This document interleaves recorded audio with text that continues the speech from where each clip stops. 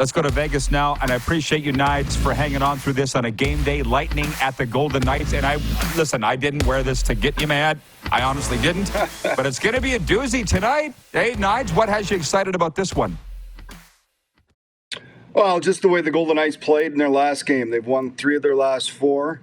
But I think, it's the way they played. Bruce Cassidy kind of said, covering that game beforehand, Chance to talk, he said, we need to win a game 2-1, 3-1. We need to get back to that defensive structure that really has brought the success to this organization last year through the run. And, that's kind of their identity, the way they can defend, the way they can shut teams down. And they'd gotten away from that, whether it was timely saves, whether it was lost coverage. There was just holes in their game, and it all came together. And I think the fashion in which they beat the Devils kind of set them, on the right path. Now it's a matter here of putting together a string of games. They've won 3 of 4, but they haven't won.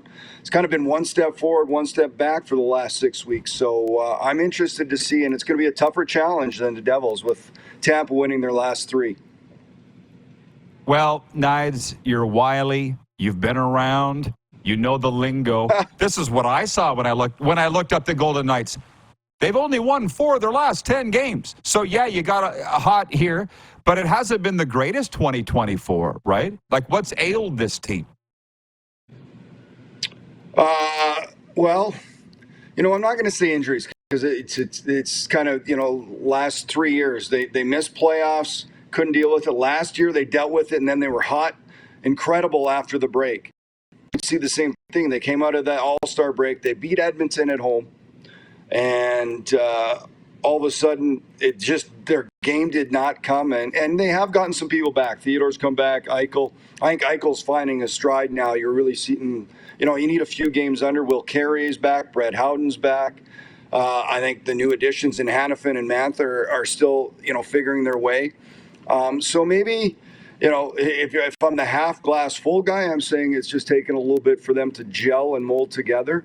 But when I look at the reality of it, they just haven't been good enough. There hasn't been enough urgency, which has been a word used by Cassidy, and you hear it from a lot of coaches. The urgency hasn't been in their game. And this is a team that's been successful. There's standards, but, you got to rely on that veteran, that leadership on a group that pretty much the majority of the group that did it is here. But it's not just, flipping the switch sometimes. It's building your game and maybe going through that grind of losing some hard games. And, they lost their game, but they've started to find it back here now. So you're hoping that they've turned the corner if you're a Golden Knights fan and that they found their way. Like I said, I think to me, the way in which they played overall against the New Jersey Devils, to me, is a sign that their best overall game in a while. This looked like what we'd expect from the Golden Knights. So there's a lot of things that were going wrong. So now I think it's time to pull up the big boy pants and go to work. It's each and every night, every game. These points, you hear it, points at a premium. They are now there. They put themselves in position. Now it's on them to get themselves out of it. Yeah, well, you're in the home stretch, and I'm with you. Like, now is the time I'm really paying attention. But you got guys that know what they're doing, and Bruce Cassidy and Kelly McCrimmon, so they are going to be fine. But I got to ask you this. I'm tired of hearing about the Golden Knights cheating with the salary cap. I am tired of it, and I don't have a dog in the hunt. How do you feel about it, man? It's like, get over it. I love it. It's within the rules. What? So, and I think, sometimes a form of flattery is jealousy, and that's what other fans are. It's not, what? If it happens to your team, if you're a fan of a team, and I'll be honest, I've never been a fan. For whatever reason, I played the sport. I'm ultra competitive playing. Now I just love the sport, the team.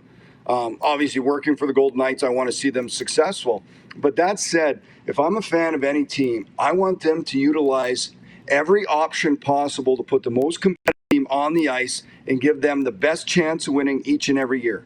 Kelly McCrimmon and George McPhee have done that year after year. Anybody could have went and tried to get Alex Pietrangelo, Jack Eichel, Mark Stone. These are all trades they made. Tomas Hertl, who knew he was available? That's to the brilliance of the Golden Knights. And I'll tell you, one guy who did not want to be hurt is Mark Stone. Knowing him, competitive, he wants to be out there each and every night. And if he was, there would be no Tomas Hertl. But he got injured. Yes, it's happened 2 years in a row. The back injury he tried to fight through. He could have missed a lot more time.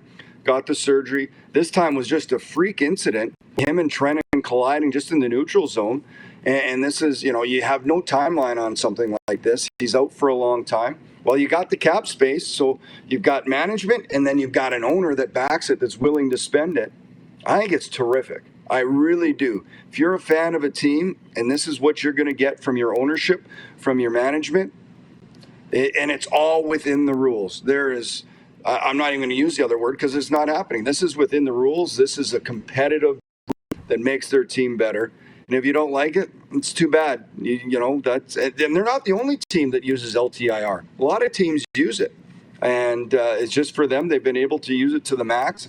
And they've pulled off some amazing trades. They've given up a lot. You have to pay for them. But it has made them competitive every year.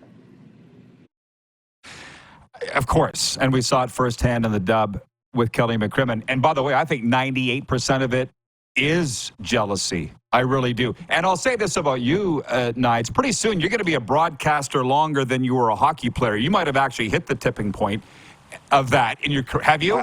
You must be close. I've hit it longer in the NHL. I played 11 in the NHL. This is 12 or 13, but I played 15 years pro. So I'm getting close. We had our junior days in there, Rod. It was 20 years. If I had I was one of those blessed under and over. I loved the dub so much. I was there 5 years. How about that? Well, that's why I'm rooting for you so much, because I know how hard you work, and I know how good you are at it. And that's also a tipping point, man. So that's the thing. Any haters you have or I have, it's jealousy there too, man. And I get it. And I really was happy to tune in and see on TNT the other day. You just keep killing it. I teased the hell out of you, but it wouldn't be the same if we didn't. And by the way, I just got to ask you about Super Bowl. I come to Vegas. You're not there, but you couldn't be because they took over your facility. But did you have any Super Bowl rub before you left? Or I know you played the Oilers on the Tuesday night, so. Yeah, no, you know what? I did you went experience to a friend's house for Super. I experienced my good buddy, from down in your area, Sean Thornton, was in town. So him and I went to the Live on Friday. I think that was the only time I went down to the Strip. When there's a big event, and I consider myself a local now, try to avoid the chaos that's going on. But I went to the Live with Thordy. We walked around for a bit. Then we did a couple casinos. He's meet and greet and all this, all the companies, which is his job. So it was great. And then, then I didn't go back down. Oh, sorry. I went to a Luke Combs concert down on the Strip Saturday. He did a private event that I was fortunate enough to know someone who had tickets. And then Sunday was just went to a friend's place, and they had a beautiful home and a beautiful Super Bowl party. It was massive. It was great. And I won money. All right, good. I won. We had to work overtime to stay up and watch it for sure, but it was a fantastic week in Vegas for sure. Okay, Knights, you're the busiest guy in show business. Thanks for hanging in with you, and have a good call tonight. It's always great to chat, Rod. Love coming on anytime. All right. See you soon, man. Shane Hnidy of, the Vegas Golden Knights television call, but also the NHL on TNT, the pride of Neepawa, Manitoba. And we were together with the PA Raiders back in the 90s. So we saw the way McCrimmon worked firsthand from the other side.